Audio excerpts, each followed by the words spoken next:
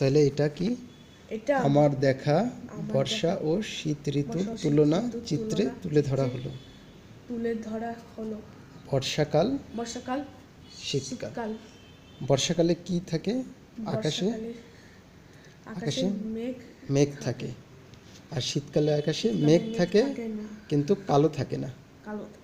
আচ্ছা, তারপরে আমরা আরেকটা পার্থক্য দেখি। বর্ষাকালে কি হয়? বেশি বর্ষাকালে বেশি বৃষ্টি হয়। হয়।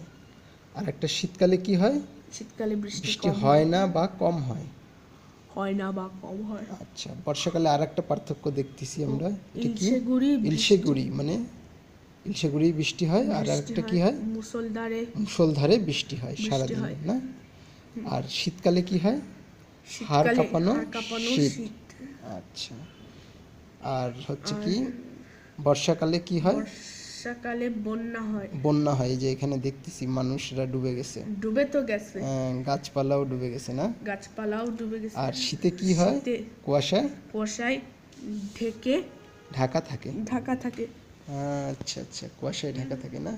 ওকে, ছাড়ো এই চিত্রটা। Wow, good.